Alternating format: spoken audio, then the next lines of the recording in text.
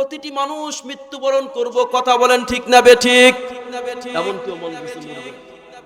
হাদিসে পাকের ভিতরে আসছে, কুরআনুল কারীমের সূরা মুলক এবং আলিফ লাম সিজদা সহ অন্যান্য সূরার ব্যাপারে পয়গম্বর বলেন, মানুষ যখন মৃত্যুবরণ করবে, মৃত্যুবরণ করার পরে মানুষের অবস্থাটা তো এমন হবে, মৃত্যুবরণ করার পর মানুষের এই কবরের জগৎ সাধারণ কোনো জগৎ নয়। কবর কত ভয়াবহ, কবর কত কঠিন এক অবস্থা।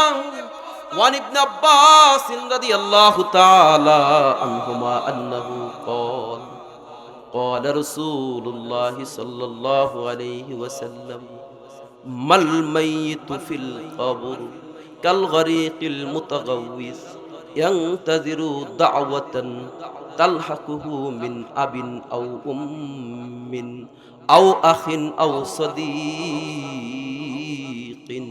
فإذا لحقته كان أحب إليه من الدنيا وما فيها وإن الله لا يدخل على أهل القبور من دعاء أهل الأرض أمثال الجبال وإن هدية الأحياء إلى الأموات الاستغفار لهم রাওয়াহুল বাইহাকি ফি শুআবুল ঈমান। ইমামে বাইহাকি শুআবুল ঈমানের ভিতরে রওয়ায়াত করেন, নবী আমার বলেন, ও দুনিয়ার মানুষ শুনো, মাল মাইয়িতু ফিল কবর, যেই মানুষ মৃত্যুবরণ করেছে কবরের জগতে আছে, কবরের জগতে এমন এক জগৎ, কাল গরিকিল মুতাকাউইস, যেই ব্যক্তি অথই পানির ভিতরে ডুবন্ত অবস্থায় আর্তনাদ করতে থাকে, জীবিত মানুষদের কাছে সাহায্য তলব করতে থাকে, কবরে গিয়ে যেই দরা খেয়েছে তার অবস্থাটা ঠিক তদ্রূপ। সে তো সমুদ্রের অথই পানির ভিতরে ডুবে যেই ব্যক্তি জীবিত মানুষের কাছে সাহায্য প্রার্থনা করে তার মতো। এনতাদিরু দাওয়াতান, দুনিয়াতে আমরা যারা জীবিত আছি আমাদের দোয়ার দিকে তারা তাকিয়ে আছে, আমাদের দোয়ার জন্য তারা অপেক্ষা করতেছে। যেই দোয়াটা তার কাছে পৌঁছবে, মিন আবিন আও উম্মিন, তার বাবা থেকে তার মা থেকে, আও আখিন ভাই থেকে, আও সাদিকিন কোন বন্ধু থেকে, এক কথায় জীবিত কোনো মানুষ থেকে তার কাছে পৌঁছবে। ফাইজা লাহিকাতহু কানা আহাব্বা ইলাইহি মিনাদ দুনিয়া ওয়া মা ফিহা, নবী আমার বলেন, কোন দুনিয়ার জীবিত মানুষ থেকে যদি তার কাছে কোনো একটু দোয়া পৌঁছে, এই দোয়াটা তার কাছে গোটা দুনিয়া এবং দুনিয়ার মধ্যে যা রয়েছে সব থেকে বেশি পছন্দনীয় এবং দামি তার কাছে মনে হবে। সুবহানাল্লাহ বলেন। আর আল্লাহ পাক রব্বুল আলামিন বলেন, ওয়া ইন্নাল্লাহা, নবীজি বলেন, লা ইদখিলু আলা আহলিল কুবুর, দুনিয়ার জীবিত মানুষের দোয়াগুলো মৃত মানুষের জন্য যেই দোয়াগুলো হয় তা এমন ভাবে কবরে পৌঁছান, আমসালাল জিবাল, পাহাড় সম পরিমাণ করে। ওয়া ইন্না হাদিয়াতাল আহইয়াই ইলাল আমওয়াত আল ইস্তিগফারু লাকুম, জীবিত মানুষের পক্ষ থেকে মৃত মানুষের জন্য হাদিয়া হচ্ছে তাদের জন্য ইস্তিগফার করা। এজন্য আমাদের যাদের পূর্বপুরুষ পরিচিত মানুষজন যারা মৃত্যুবরণ করেছে তারা আমাদের দিকে তাকিয়ে আছে, তাদের জন্য আমাদের উচিত হলো ইস্তিগফার পাঠ করা। কাজে এই মানুষগুলো খুব বিপদের ভিতরে রয়েছে। এই কবর, এই কঠিন জগৎ, এই কবরের ভিতরে যে মানুষগুলো বিপদে পড়বে, কবর এত ভয়ানক। ওয়ান হানিয়িন মাওলা উসমান রাদিয়াল্লাহু তাআলা আন্না উসমান রাদিয়াল্লাহু তাআলা ইযা ওয়াকাফা আলা কবরিন বাকা হাত্তা ইয়াবুল্লা লিহিয়াতুহু ক্বালু তাযকুরুল জান্নাতা ওয়ান নারা ফালা তাবকি ওয়া তাবকি হাযা। উসমান বিন আফফান রাদিয়াল্লাহু তাআলা আনহু জলিলুল কদর একজন সাহাবী। উসমান ইবনে আফফান রাদিয়াল্লাহু তাআলা আনহুর ব্যাপারে তার আযাদকৃত গোলাম হানি বলেন, তিরমিজি শরীফের 2 নম্বর খণ্ড ভিতরে 57 নম্বর পৃষ্ঠার ভিতরে রওয়ায়াত আছে, উসমান বিন আফফান রাদিয়াল্লাহু তাআলা আনহু যখনই কবরের পাশে দাঁড়াতেন বাঁকা ক্রন্দন করতে লাগলেন, ক্রন্দন করতে থাকতেন, কাঁদতে থাকতেন। শুধু তাই নয়, তাকে বলা হলো তাযকুরুল জান্নাতা ওয়ান নারা ফালা তাবকি ওয়া তাবকি মিন হাযা, জান্নাতের আলোচনা হয়, জান্নাতের কথা স্মরণ করুন, জাহান্নামের কথা স্মরণ করুন, আপনি কাঁদেন না। অথচ এই কবর দেখলে আপনি তো কাঁদেন, কারণ কি? নবীজির সাহাবী উসমান ইবনে আফফান রাদিয়াল্লাহু তাআলা আনহু বলেন, আমি নবীজির কাছ থেকে শুনেছি পয়গম্বর বিশ্বনবী বলেন, ইন্নাল কবর আউয়ালুল মানজিলি মানাজিলিল আখিরা, কবর হচ্ছে আখিরাতের গাটি সমূহের মধ্যে সর্বপ্রথম গাটি। ফামান নাজা মিনহু ফামা বাদাহু আইসারু মিনহু, কবর থেকে যেই ব্যক্তি নাজাত পেয়ে যাবে পরবর্তী গাটিগুলো তার জন্য সহজ হয়ে যাবে। ওয়ামান লাম ইয়ানজু ফামা বাদাহু আশাদ্দু মিনহু, যেই ব্যক্তি কবরে ধরা খাবে, কবরে ধরা খাওয়ার পর পরবর্তী গাটিগুলো তার জন্য আরো ভয়ানক হবে, আরো ভয়াবহ আকার ধারণ করবে। এই হচ্ছে কবর। এই উসমান রাদিয়াল্লাহু তাআলা আনহু কবর দেখলে উসমান রাদিয়াল্লাহু তাআলা এমন ভাবে কাঁদেন, হাত্তা ইয়াবুল্লা লিহিয়াতুহু, দাড়ি চক্ষু থেকে অশ্রু প্রবাহিত হয়ে দাড়ি ভিজে ভিজে জমিনের ভিতরে পানি পড়ে। আজকে আমার আর আপনার কবরের ব্যাপারে কোনো ফিকির নেই। পয়গম্বর বিশ্বনবী সাল্লাল্লাহু আলাইহি ওয়াসাল্লামের একজন সাহাবী, নাম হলো তার সাদ ইবনে মুআজ রাদিয়াল্লাহু তাআলা আনহু। বুখারী শরীফের ভিতরে রওয়ায়াত আছে, পয়গম্বর সাল্লাল্লাহু আলাইহি ওয়াসাল্লাম বলেন, যেদিন সাদ ইবনে মুআজ রাদিয়াল্লাহু তাআলা আনহুর ইন্তেকাল হলো, নবী আমার বক্তব্য দেন, ইহতাজ্জা আরশুর রহমান লিমাউতি সাদ ইবনে মুআজিন, ও আমার সাহাবীরা, তোমাদের ভাই সাদ ইবনে মুআজের ইন্তেকাল হয়েছে। সাদ ইবনে মুআজের ইন্তেকালে মালিকের আরশ পর্যন্ত কেঁপে উঠেছে। সুবহানাল্লাহ, যার মৃত্যুতে আল্লাহর আরশ কাঁপে। নাসাই শরীফের ভিতরে আব্দুল্লাহ ইবনে উমর রাদিয়াল্লাহু তাআলা আনহু সূত্রে বর্ণিত, নবীজি বলেন, ওয়াশাহিদা লাহু সাবউনা আলফান মালা সাবউনা আলফাম মিনাল মালাইকা, যার জানাজায় ৭০,০০০ ফেরেশতা হাজির হয়েছিল। কত হাজার ফেরেশতা হাজির হয়েছে? সাদ ইবনে মুআজ রাদিয়াল্লাহু তাআলার জানাজায় ৭০,০০০ ফেরেশতা হাজির। এমন এক সাহাবীর নাম হলো সাদ ইবনে মুআজ রাদিয়াল্লাহু তাআলা আনহু। সাদ বিন মুআজ রাদিয়াল্লাহু তাআলা আনহুর ইন্তেকাল হয়ে গেল। যে সকল সাহাবীরা তার লাশ খাটিয়া বহন করেছে তারা বলে, আয় রে কত হালকা পাতলা, সাদ তো এমন ছিল না। নবী আমার বলেন, তোমরা তো আমার সাদকে বহন করো নাই। সাদের জানাজায় ৭০,০০০ ফেরেশতা উপস্থিত হয়েছে, তারা তার খাটিয়া বহন করেছে। সাহাবায়ে কেরামের বিবরণের বর্ণনা হলো, পয়গম্বর সাল্লাল্লাহু আলাইহি ওয়াসাল্লাম জমিনের ভিতরে পুরা পা না ফেলে আঙ্গুলের সামনের অগ্রভাগে মাথায় বর করে করে করে করে জানাজার পিছনে হাঁটতেছেন। সাহাবায়ে কেরাম প্রশ্ন করলেন, ইয়া রাসূলুল্লাহ, ইয়া হাবিবাল্লাহ, ব্যাপার কি? পায়ে ব্যথা নাকি? আপনি পুরা পা জমিনে কেন ফেলতেছেন না? নবীজি বলেন, আল্লাহ আমাকে দেখাইতেছে, আমি দেখতেছি। আমার উসমানের জানাজায় যেই তো ফেরেশতা হাজির হয়েছে, আমার লজ্জা লাগে, রহমতের নূরের পাখার উপর আমি কিভাবে পা রাখবো? কাজেই ফাঁকা ফাঁকা দিয়ে পা দিয়ে দিয়ে আমি জানাজার পিছনে পিছনে হাঁটতেছি। সুবহানাল্লাহ। এই হলো উসমান ইবনে, এই হলো সাদ ইবনে মুআজ রাদিয়াল্লাহু তাআলা আনহু। এই সাদ ইবনে মুআজ রাদিয়াল্লাহু তাআলা আনহুকে কবর রাখার পর পয়গম্বর সাল্লাল্লাহু আলাইহি সাল্লাম কবর ছাড়েন না। সাহাবায়ে কেরামকে বলেন, তোমরা তাসবিহ তাহলিল পড়ো, কারণ ইন্নাহা আবদুস সালেহ, আমি নবী সাক্ষী দিতেছি, নেক বান্দা।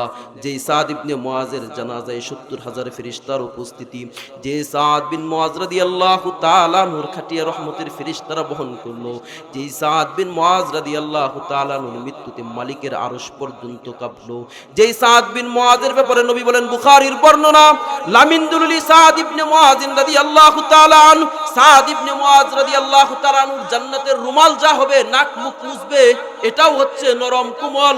শুধু সাদ বিন মুআজ রাদিয়াল্লাহু তাআলা আনহুর এত এত মর্যাদা থাকার পরেও আল্লাহর নবী বলেন, হাযা আবদুস সালেহ, এই সৎ লোক নেক বান্দা হওয়ার পরেও কবর তার আসল আচরণ শুরু করেছে। ওয়াকাত তাদায়াক, কবর তো চতুর্দিক থেকে সংকীর্ণ হয়ে আসতেছে।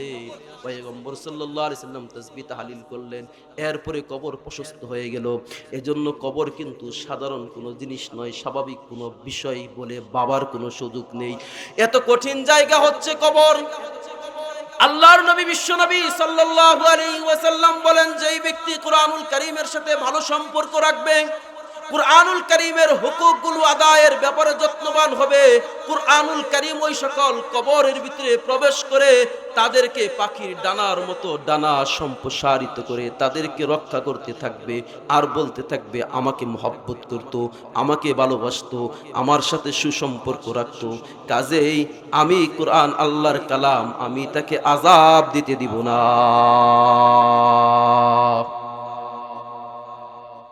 এই হচ্ছে কুরআনুল কারীমের ভূমিকা। কুরআনুল কারীম যেহেতু আল্লাহর কালাম, আল্লাহর কিতাব, এজন্য কুরআনুল কারীম এমন জায়গায় শাফাআত আর সুপারিশ আর পাওয়ার খাটায় যেই জায়গায় কোনো মাখলুকের সুযোগ নাই, ওই জায়গায় পাওয়ার খাটানোর জন্য আল্লাহ পাক রব্বুল আলামিন সূরা রহমানের শুরুতে এই কথাই বলেছেন, আর রহমান আল্লামাল কুরআন।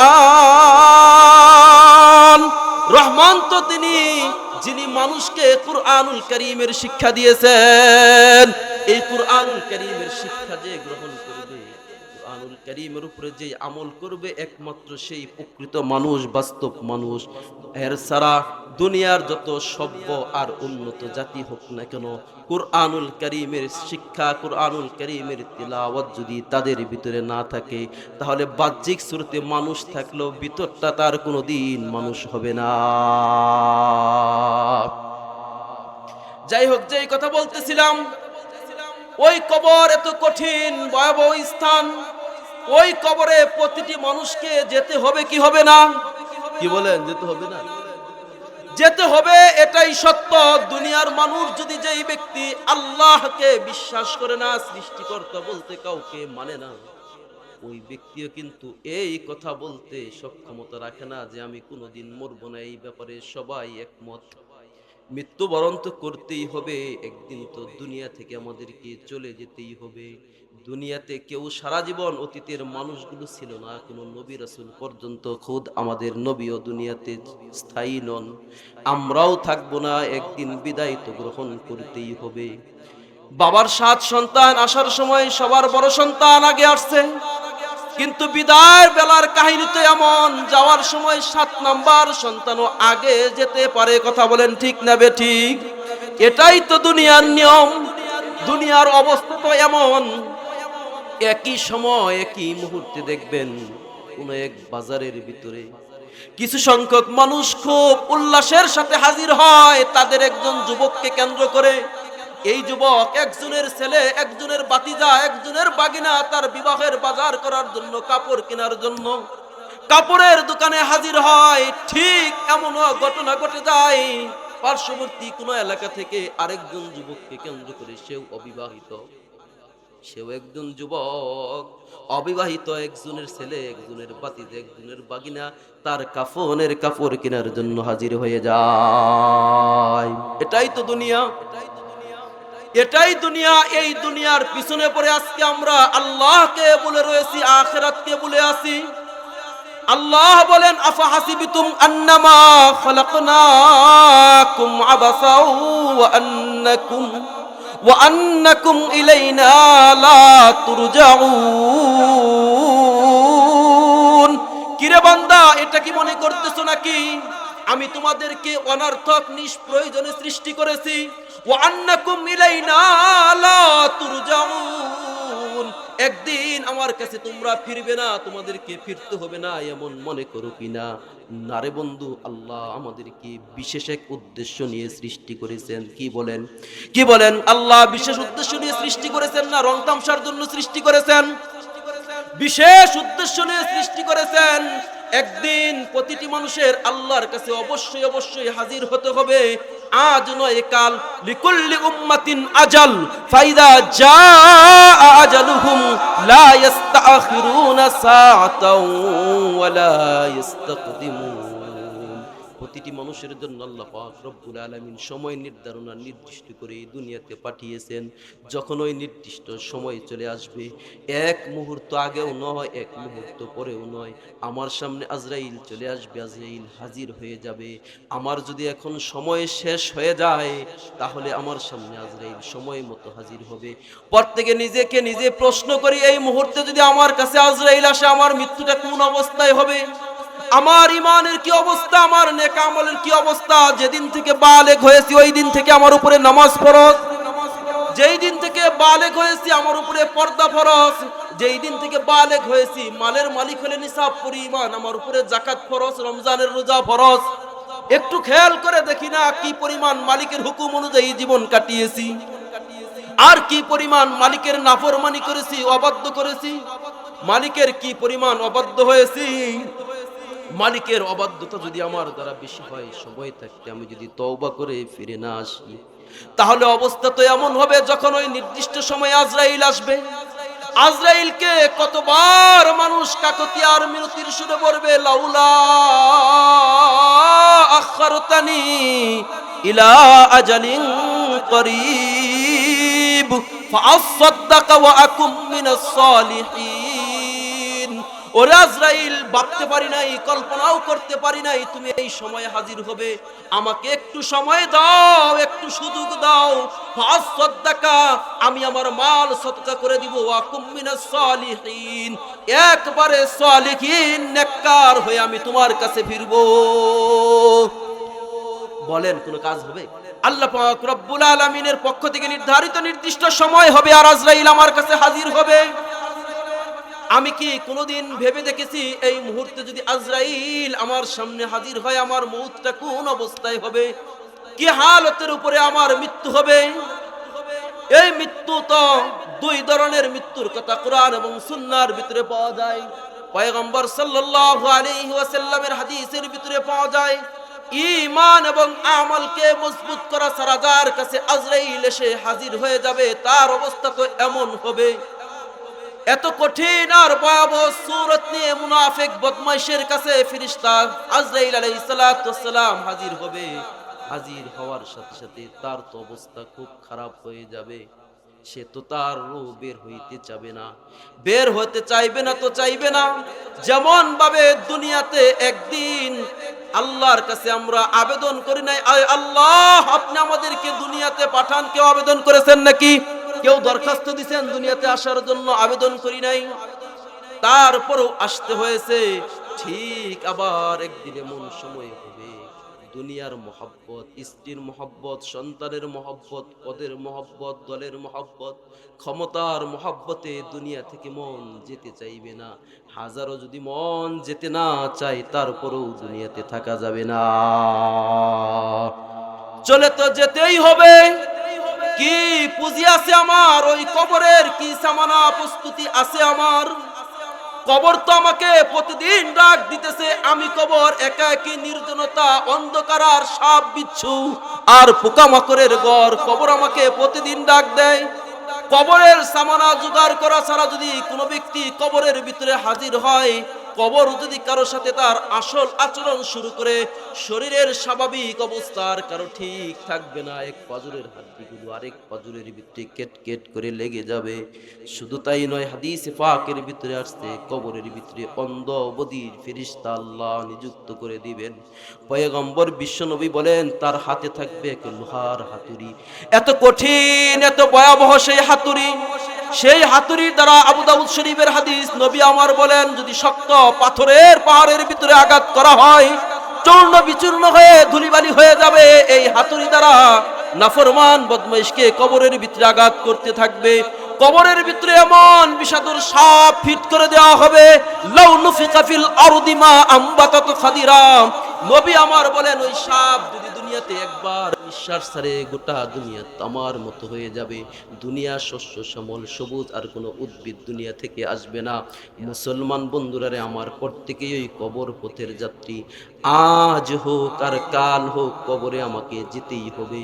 কবরে যেহেতু যেতেই হবে, আল্লাহ দুনিয়াতে আমাদেরকে নেওয়ার জন্য আল্লাহ পাক রব্বুল আলামিন আমাদের প্রত্যেককে কবরের প্রস্তুতি নিয়ে কুরআনুল কারীমের সাথে সুসম্পর্ক রেখে দুনিয়া থেকে বিদায় গ্রহণের তৌফিক দান করুন। সবাই বলি আল্লাহুম্মা আমিন। ওয়া মা আলাইনা ইল্লাল বালাগ। আসসালামু আলাইকুম ওয়া রাহমাতুল্লাহ।